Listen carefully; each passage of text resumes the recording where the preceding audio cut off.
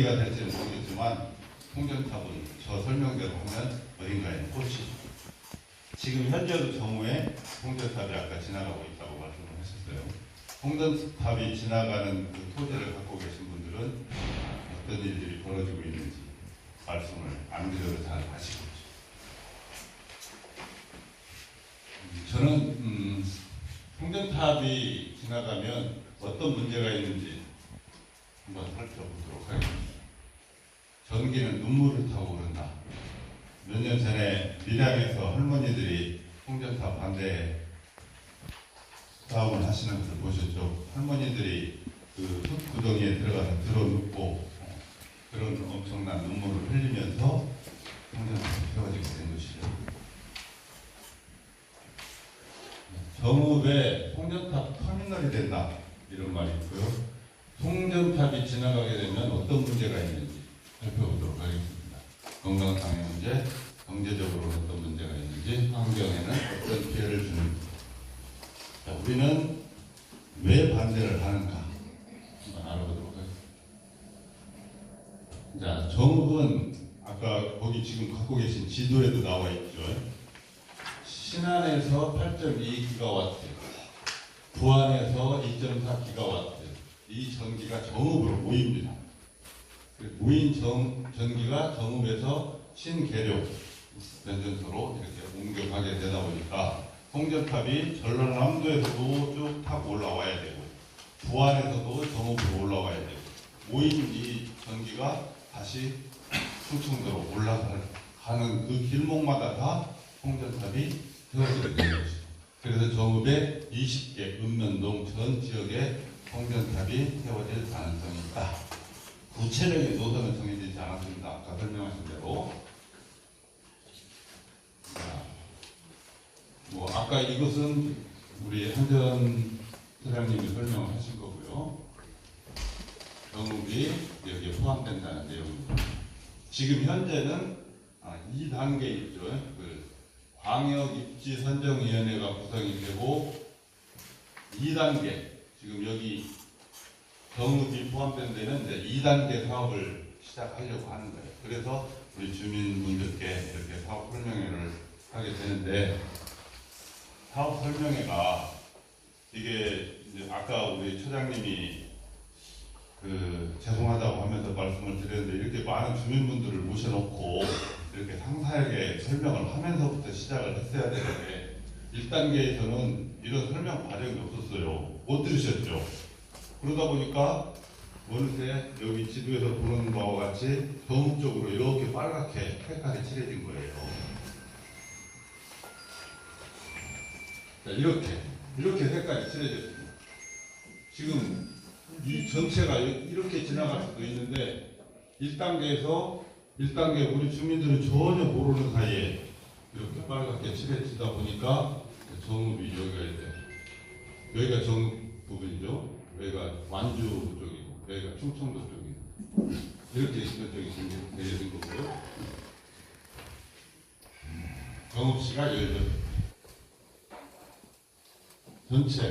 전체 여기 읍면동 차지하는 읍면동 중에서 정읍이 34%, 상당히 많은 면적을 정읍이 차지하고 있습니다.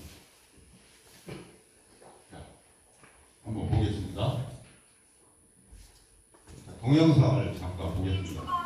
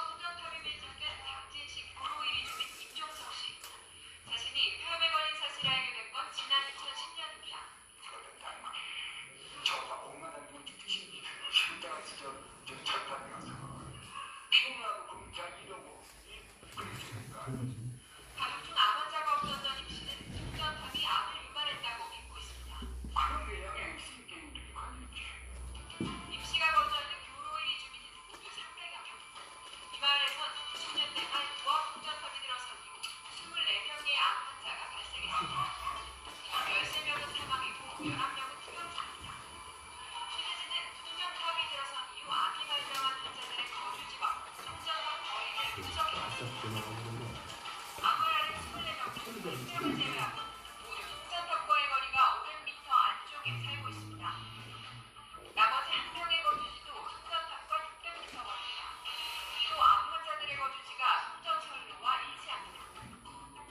취재진은 이 마을 주민들을 직접 만났습니다. 강북대병원의 도움을 받아 1대1 설문조사를 했습니다. 설문에 참여한 44명 중 암 환자는 총 11명, 암에 가족력이 있는 환자는 2명뿐이었습니다. 일부 환자는 유전적 요인뿐 아니라 음주나 흡연도 하지 않았습니다. 암 위험으로 들릴 내용이 거의 없는 겁니다. 송전탑과 굉장히 가까이 살고 있는 거잖아. 예.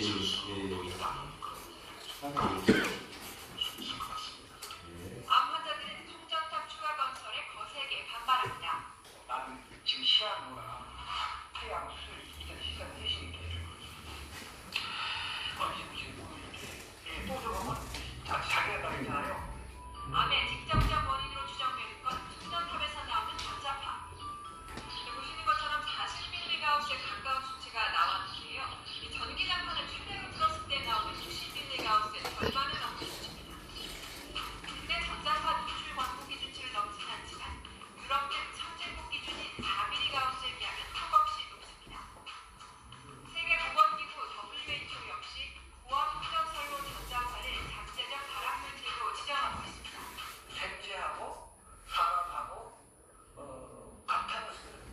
같은 정도로 영향을 미친다고 한다면 사람한테도 영향이 있죠. 남자의 그 정자라든지 뭐 이런 그런 데 영향이 있고. 제 양옆으로는 초고압전류가 흐르는 송전탑이 들어서 있는데요. 이 앞으로 텀과 연결되어 있지 않은 형광등을 들고 서 있으면 어떤 변화가 일어나는지 제 취재진이 직접 한번 실험해 보도록 하겠습니다.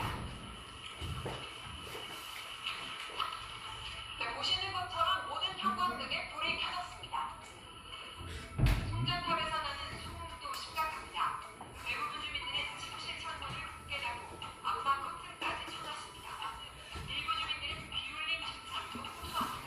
여름에도 사실 잘못 운영하고 사는 분이 실적으로 지금 속대 잘못해요. 주민들은 제대로 논의도 없이 송전탑 건설이 추진되고 있다고 강조합니다. 렌터가 아니고 가족이나 모든 게 있기 때문에 그 바로 가기가 쉽지 않지. 여기가 더 이상 또 간다면 아마 주민들이 가만히 있을 거예요. JTBC 정례입니다.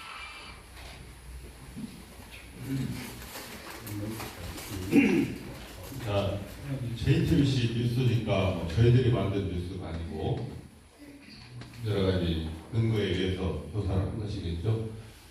지금 송전탑은 인체 발암 가능 물질이다라고 국제암연구소에서 발암 물질로 분류를 했거든요. 건강상 영향은 강진에서도 이렇게 발생했고, 서산에서도 이렇게 발생했고, 청양에서도 이렇게 사망을 했고, 충북 영동에서도 이제 발생했고, 아까 뉴스에서 나왔던 거죠. 경기도에서도 이런 숫자가 암으로 사망을 했는데, 그러니까 뉴스에서 나왔다시피 한국은 전자파 기준을 네덜란드 3mHz, 스위스 10mHz, 여기 우리나라는 833mHz 이렇게 엄청나게 높게 잡아놨어요. 외국에서는 뭐 14나 10 정도 하고 있는데요. 우리나라 사람들이 전자파에 아주 강한 체질인가요? 자, 얼마 전에 아마 뉴스 보셨을 거예요. 서울 수서역이라는 데다가 역전 지붕에다가 태양광을 설치를 하려고 했더니 지역 주민들이 반대했어요. 반대 이유가 보기에 좋지 않고 건강에도 문제가 된다. 전자파 발생된다. 수서역 지붕에다가 태양광을 설치하는데 서울 사람들은 반대를 했다니까요. 강남 사람들은. 자, 경제적인 손실을 보면 충청남도 같은 경우는 390억 정도 경제적 피해를 입었고 들었고 아까 전원개발 촉진법에 의하면 감정가의 평균 28% 정도 도당이 되고 있다. 그렇다면 송전탑이 세워지는 그 토지는 주변 시가의 40% 정도로 하락을 한다고 합니다. 그러니까 거기에 땅을 갖고 있는 분들은 갑자기 날벼락을 맞게 되는 것이죠. 은행에서 송전탑이 세워져 있는 토지는 담보 설정도 해주지 않습니다. 재산권에 대한 피해가 막심한 거죠. 부동산 가치가 하락하고 등등 여러 가지 불편한 점이 있는데 여기 보시면 어떤 농협에서 본 담보물은 765kV 송전선로가 지나가는 토지로서 현재 상황으로는 담보 대출을 반려합니다라는 이런 공문을 주민에게 보내기도 했습니다. 경제적인 손실로는 지금 여기 정읍에 지나가게 될 송전선로가 345kV, 한 29.8%, 30% 정도의 경제적 손실이 난다고 보고 있고요. 두 번째로는 환경 파괴입니다. 송전탑을 건설하게 되면 거기에 뭐 중장비가 들어가야 되고 여러 가지 전기들이 들어가게 되면 형태의 파괴가 우려되기도 하고요. 그 상태에서 지금 보시다시피 산사태가 발생하기도 했고요. 두 번째는 소음 피해입니다. 소음 피해가 휘파람 소리 또는 귀신 울음소리처럼 이렇게 들려서 수면 방해를 일으키기도 한다고 합니다. 아까 방송에서도 어떤 분이 말씀을 하셨죠. 자, 저희가 요구하는 것은 이것입니다. 지금 그 신안과 부안에서 생산되는 전기가 풍력 발전에서 생산되는 전기예요. 그 화력발전소에서 나오는 게 아니라 그것을 지금 용인에 있는 공단으로 끌고 가서 삼성이나 SK 반도체에서 반도체를 생산하는 데 사용하겠다고 하는데 굳이 지금 그쪽에서 전기를 생산해서 사용하지 않고 이쪽에서 끌고 가는 이유는 지금 유럽이나 선진국에서 신재생 에너지라고 해서 환경 피해를 주지 않는 전기로 생산된 반도체만 수입을 하겠다는 거예요. 그러니까 지금 삼성이나 SK에서도 발등이 많이 떨어졌죠. 반도체 생산을 이런 풍력 발전이나 태양광 발전에서 나오는 전기만으로 생산을 해야 되는 거예요. 그렇다면 전기가 전라북도하고 전라남도에서 생산되면 공장을 경기도에 짓는 게 좋겠어요? 전라북도나 전라남도에 짓는 게 좋겠어요? 어디가 좋겠어요? 너무 명확하죠. 공장에 내려오면 되는 거예요. 왜 공장을 거기다 짓고 전기를 끌고 가려고 하냐고요. 여기에서 저급에서 칭대령까지 송전탑 박는데 일직선으로 박아도 거의 3천억 정도의 비용이 든다고 해요. 그 돈을 들여서 왜 송전탑을 세웠느냐? 시간이 없네. 아니야, 형님 거. 그렇다고 하더라도 만약에 전기를 끌고 간다고 하면 지금 현재 철도나 고속도로 주변 양쪽 부지는 공공부지예요. 정부에서 마음대로 사용할 수 있는 부지예요. 거기 양쪽 땅 속으로 전선을 묻어라. 이것이 기술적으로 불가능하냐? 지금 미국에서는 해야지 이렇게 생각하시지 이걸 반대하지 이렇게 생각을 안 하시잖아요. 그래서 저희는 정읍에 건설하려고 하는 송전선로 정읍뿐만이 아닙니다. 지금 정읍만 반대하는 게 아니에요. 여기 지나가는 올라오는 영과 여기 정읍을 넘어서는 완주 다 전라북도에서 다 같이 반대하고 있습니다. 우리가 이렇게 다 같이 반대를 하면 정부에서도 생각을 바꿀 거예요. 우리나라도 이제 미국이나 유럽식으로 가야 되는구나. 우리가 가만히 있으면 아주 착하게 우리 땅에나 박으시고 어쩔 수 있어요? 전기 없이 어떻게 살아요? 지금 이것도 전기로 하는 일이죠. 그렇게 생각하고 다 내주면 정부는 하던 대로 하려고 하죠. 그게 편하니까. 근데 우리가 이제는 안 돼. 우리도 바꾸자 하면 정부도 생각을 바꾸겠죠. 그래서 저희가 이렇게 반대를 하는 겁니다. 저희가 해온 활동입니다. 이렇게 기자회견을 했고요. 토론회도 했습니다. 이 토론회, 이런 토론회를 두 차례 했는데 여기서 뭐 전기에 관해서 홍전 문제에 대해서 연구한 박사급들 연구원들이 그분들이 이런 이야기를 많이 해줬어요. 그래서 저도 알게 됐고 배우고 있습니다. 자, 그래서 이제 지금 그 부분에서 주민 대책위가 결성이 돼요. 그 부분은 변전소가 들어오는 주변 지역이기 때문에 통계탑이 만약에 세워진다면 빼도 박도 못하게 되는 지역.